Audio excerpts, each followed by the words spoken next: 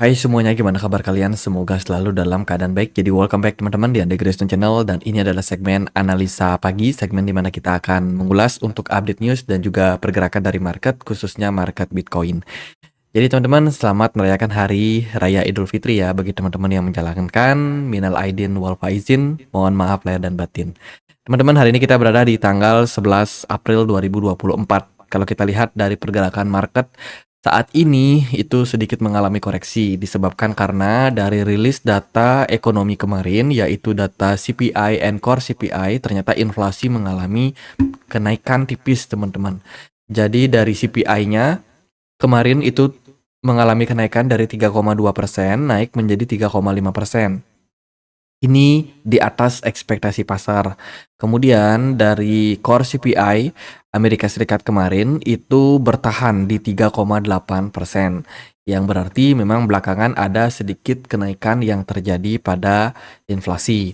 Dan sontak di perdagangan kemarin dari DXY itu mengalami tren kenaikan ya sekitar 1%. Indeks dolarnya naik, beberapa aset kemarin seperti XAU, kemudian S&P 500 juga tertekan. Bitcoin kemarin juga ada sedikit pressure sih, tapi overall ya so far masih strong di kisaran area 70 ribuan buat Bitcoin.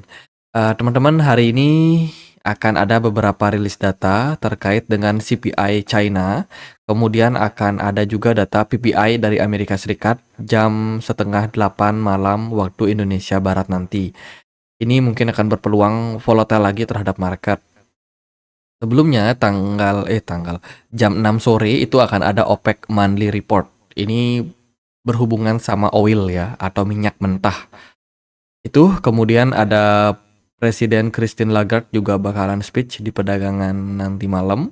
Teman-teman, jadi berpeluang banget buat volatile. Data PPI adalah data inflasi juga ya dari sudut pandang produsen. Jadi kita akan melihat seperti apa kondisi dari PPI Amerika Serikat ke depannya. Oke, ini beberapa rilis data penting, jadi berhati-hati pada market. Teman-teman, kita akan mulai pembahasan dari berita dulu ya. Yang pertama, ada Google Cloud and Coinbase itu join dengan project Eigenlayer. Ya, ini untuk operasionalnya, teman-teman. Di mana Coinbase sebagai salah satu penyedia cloud ya tentang penyimpanan dana. Kemudian juga ada Google Cloud, itu juga bakalan berkolaborasi teman-teman, di mana holding yang mereka bikin ini juga bakalan memperkuat fundamental dari Eigenlayer. Dan itu juga ada Dutch Telkom ya yang juga bakalan join teman-teman bersama dengan Nethermind, Migman, Swell, dan juga Kiln. Ini juga akan bergabung dalam operasional dari Eigenlayer. Tentu saja ini merupakan salah satu proyek yang bakalan sangat-sangat kuat karena mereka disupport oleh banyak perusahaan-perusahaan besar ternama. Ya, jadi udah makin banyak perusahaan-perusahaan Web2 yang berkolaborasi dengan perusahaan-perusahaan blockchain, which is Web3, teman-teman. Dan ya, ini merupakan berita yang bagus, dan tentunya manajer dari produk yang ada di Google Cloud menyatakan bahwa timnya telah terlibat testnet di Eigenlayer sejak November kemarin dan kini telah mengimplementasikan node operator di mainnet. Ini bukan pertama kalinya Google Cloud berpartisipasi dalam menjalankan node proyek blockchain. Wow, ini beneran menjadi sebuah berita yang bagus ya, teman-teman. Itu yang kedua, ada berita dari Spot Bitcoin ETF Cumulative Trading Volume proses 200 billion US dollar. Ini juga berita terkait dengan jumlah perdagangan aset kripto secara akumulasi ya teman-teman. Di perdagangan spot Bitcoin ETF itu terus mengalami kenaikan. Yang berarti adalah makin banyak orang yang melakukan akumulasi atau pembelian terhadap Bitcoin ETF, termasuk juga yang diterbitkan oleh BlackRock, Fidelity, dan kawan-kawannya itu teman-teman. Yang berarti saat ini institusi besar ataupun trader-trader besar itu sudah banyak yang melakukan pembelian melalui beberapa produk investasi dari hedge fund ini. BlackRock yang paling banyak mendapatkan akumulasi, sementara kalau kita perhatikan Grayscale itu terus mengalami outflow ya teman-teman setiap harinya, dan tentunya ini merupakan salah satu perpindahan dari para whales yang sepertinya pindah hedge fund. Ya, sementara itu kemarin beritanya juga tekanan jual dari Grayscale masih sangat-sangat besar. Tapi ini bakalan memberikan impact secara jangka panjang. Kabar kurang mengenakan ya datang dari Uniswap, teman-teman. SEC dikabarkan bakalan bersiap dalam upaya menempuh jalur hukum berikutnya dengan salah satu platform, which is itu Uniswap ya, salah satu platform yang lagi berkembang dengan baik untuk saat ini. Teman-teman, Komisi Sekuritas dan Bursa memperingatkan Uniswap pada hari Rabu bahwa mereka bermaksud untuk mengambil tindakan penegakan hukum terhadap perusahaan tersebut dan merupakan platform terkemuka untuk keuangan terdesentralisasi atau DeFi pada segmen pasar kripto, di mana perdagangan mengandalkan protokol komputer baru yang bertindak sebagai pasar otomatis, membuat untuk menukarkan berbagai macam token. Jadi ya kena kasus lagi Uniswap, teman-teman. SEC kayaknya udah mulai jahil lagi ya. Oke, itu dari beberapa berita. Kemudian juga ada pendapat nih dari FunX CEO yang mengatakan bahwa sebaiknya produk-produk ETF saat ini jangan berfokus sama kenaikan harga dan lain sebagainya, melainkan mereka berfokuslah untuk mengurangi fee yang masih tergolong besar, teman-teman. Jadi ini terkait dengan banyaknya perbincangan belakangan ini terkait dengan Bitcoin ETF, di mana Bitcoin ETF ini kan lagi rame-ramenya sekarang, teman-teman. Lagi rame-ramenya, akumulasi makin banyak, dan yang selalu dipamerkan atau yang selalu diberitakan oleh media yaitu tentang harganya yang terus mengalami kenaikan. Tapi menurut dari CEO FunX ini, lebih baik kita fokus aja sama yang namanya fee transaksi yang masih terbilang tinggi. Jadi untuk sekarang, fee transaksi antara Bitcoin dan juga Bitcoin ETF itu kurang lebih aja, teman-teman. Jadi selisihnya itu nggak besar-besar banget. Jadi bisa dibilang masih sangat-sangat tinggi gitu. Jadi ya daripada kita kayak menggembar-gemborkan sesuatu yang memang sedang naik, mendingan kita terus berinovasi nih untuk bikin gimana caranya biar fee transaksi perdagangan aset ETF ini bisa menjadi lebih murah sehingga menarik lebih banyak investor, khususnya investor-investor retail yang punya dana kecil, yang juga pengen buat berinvestasi mungkin di produk-produk ETF. Nah, itu bisa mereka pikirkan hal tersebut, teman-teman. Selain itu, berita datang dari new stablecoin bill will introduced in Senate this week. Jadi ini terkait dengan berita regulasi yang ada di Amerika Serikat dengan penggunaan stablecoin. Nah, stablecoin kan sekarang belum terlalu bisa dibilang legal di banyak negara, teman-teman. Di mana stablecoin ini dianggap masih banyak yang dicurigai karena takutnya tidak benar-benar di backup, khususnya yang merupakan stablecoin USDT ya, teman-teman. Pada tanggal 9, Senator Kristen Gillibrand itu mengumumkan pada KTT kebijakan Bitcoin di National Press Club di Washington bahwa meskipun negosiasi masih berlangsung, dia memperkirakan akan memperkenalkan undang-undang stablecoin baru akhir minggu ini atau minggu depan dengan Senator Cynthia Lummis.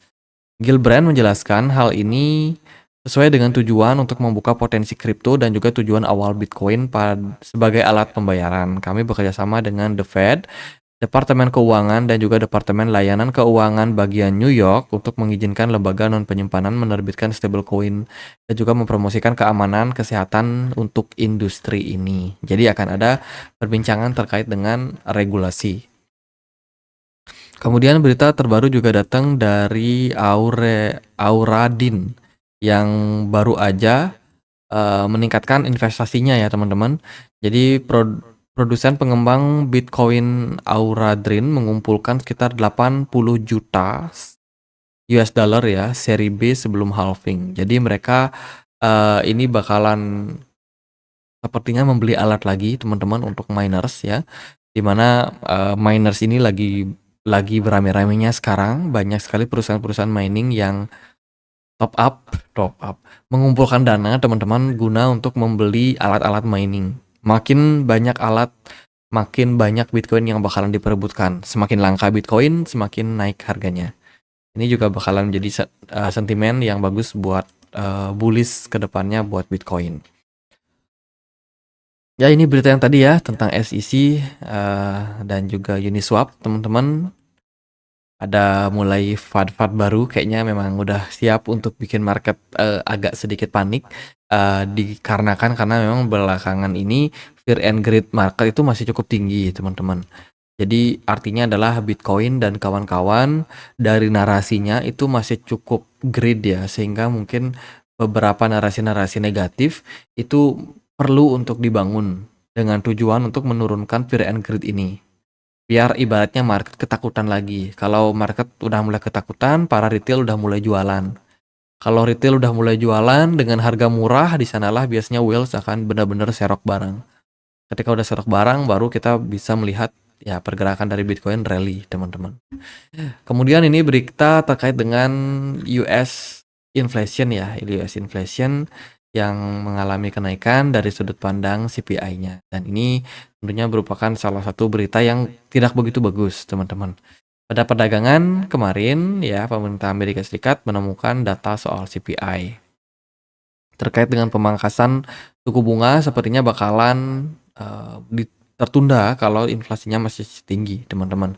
Imbal hasil obligasi melonjak, saham-saham merosot, dan pasar menunda perkiraan penurunan suku bunga pada musim panas setelah data resmi menunjukkan kenaikan harga konsumen sebesar 3,5% untuk tahun ini di bulan Maret. Laporan ini menunjukkan inflasi telah turun selama 60% dari puncaknya, namun masih banyak yang harus kita lakukan untuk menurunkan biaya bagi keluarga pekerja keras. Angka pada hari Rabu dibandingkan dengan perkiraan kenaikan sebesar 3,4 ya, yang mana inflasi ini ternyata melampaui ekspektasi pasar. Nah, ini juga berita terbaru di mana kenaikan inflasi itu berpeluang untuk The Fed delay cut rate, teman-teman. Ini tentunya berita yang tidak ingin kita dengar ya, tapi ya inilah yang terjadi di mana CPI kemarin mengalami fase kenaikan. Ini chartnya teman-teman. Kemarin CPI itu naik di poin 9,1% di bulan Juni tahun 2022. Terus mengalami penurunan sampai di awal sampai di awal 2024 kemarin ya. Dan setelah itu CPI mulai struggle, mulai susah buat turun lagi. Dan ini tentunya mungkin membutuhkan waktu, teman-teman, sampai ya nanti data CPI-nya terus mengalami penurunan. Jadi kita butuh nih penurunan CPI masuk ke poin-poin kisaran 2%.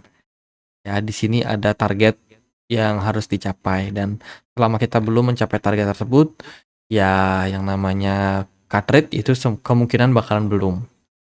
Tuh, jadi cut rate atau penurunan suku bunga adalah hal yang kita masih nantikan. Oke, itu sih dari beberapa rilis data pergerakan teman-teman Bitcoin gimana nih? Hari ini Bitcoin diperdagangkan di kisaran level 70.000. Market masih mendapatkan sentimen negatif dari beberapa news ya teman-teman. Tapi overall menurut saya masih cukup baik buat market kripto dan pergerakan Bitcoin secara teknikal masih bergerak agak turun. Tidak terlalu oke ya. Kemarin ada breakout tapi ternyata fake teman-teman, dan sekarang pergerakan Bitcoin cenderung masih dalam tahap koreksi. Dari volume perdagangan sendiri Bitcoin ini masih terbilang bagus. Volume transaksinya oke, smart money masih ya aktif berdagang di market. Semoga akan ada kenaikan-kenaikan jangka pendek lagi yang berpeluang terjadi pada Bitcoin. BTC Dominance kemarin juga menguat, beberapa altcoin masih tertekan kayak GRT, Litecoin, kemudian DOT ya, Polkadot, Matic, Celestia, Habar, itu beberapa altcoin yang tertekan. Yang naik justru kemarin Doge ya teman-teman. Doge lumayan naik 6%, udah bounce dia teman-teman. Apakah ini narasi meme token lagi ya? Kemarin ada yang bikin meme narasi kripto tuh cuma ada dua. Pertama Bitcoin, yang kedua meme coin. Jadi cuma itu dua, ganti-ganti ya. Tapi ya itulah market. So far masih dua project tersebut aja yang kayaknya lebih mendominasi. Tapi nanti altcoin mayoritas akan mendapatkan momentum juga teman-teman. Jadi jangan terlalu khawatir. Sabar-sabar aja untuk sekarang. Bitcoin masih cukup baik sih pergerakannya, berada di kisaran level 70.000 dan sementara target terdekat kita untuk Bitcoin yaitu koreksi ke support kisaran 6,4 ya, 6,4, 6,5 dolar. Itu target terdekatnya karena kita masih bergerak dalam sebuah symmetrical triangle. Let's say kalau kita terkoreksi ke level tersebut, ya siap-siap teman-teman yang memang mau melakukan akumulasi, dipersilakan di level tersebut ya, cenderung lebih aman. Kemudian kalau akhirnya nih andai kata Bitcoin breakdown dari level tersebut, maka akan target penurunannya bisa ke 60 dolar. Tapi kalau saya pribadi melihat kondisi yang sekarang ya, itu ambigu teman-teman, sangat-sangat ambigu. Pergerakan Bitcoin masih belum terlalu jelas arahnya mau kemana. Nah, sekarang kan kita ada di sini. Kalau kita bisa ngetes area level support ini, kita perlu untuk melihat konfirmasi berikutnya pada Bitcoin. Apakah dia breakdown? Apakah tekanan jual di level tersebut sangat-sangat tinggi? Atau justru Bitcoin malah recover dari level support kisaran 6,4 ini? Nah, ini ada dua kemungkinan sebenarnya yang berpeluang terjadi pada Bitcoin, setidaknya jangka waktu pendek. Kemarin closing time frame daily-nya jelek ya buat Bitcoin. Bitcoin closing di bawah level 69 dan itu menurut saya kurang begitu bagus. Dan saat ini ya kita mungkin melihat kenaikan sementara jangka pendek aja pada Bitcoin. Histobarnya masih merah, teman. Tinggal tunggu aja kemana arah dari Bitcoin setelah dia keluar dari symmetrical triangle ini yang masih cukup ambigu untuk saat ini. Jadi buat update Bitcoin dan kawan-kawan ya gitu aja dulu. Nanti kita akan perbarui lagi kalau ada berita-berita atau narasi yang lebih baik atau lebih baru. Teman-teman, kita juga punya komunitas diskusi di Telegram ya, tempat aku untuk berbagi informasi tentang market kripto, teman-teman. Jadi buat teman-teman yang mungkin mau join, linknya ada di kolom deskripsi video ini. Nah, ini aku mau ngapus orang-orang yang bikin spam kayak gini. Oke, gitu aja. Semoga videonya bisa bermanfaat. Akhir kata saya Andre, makasih.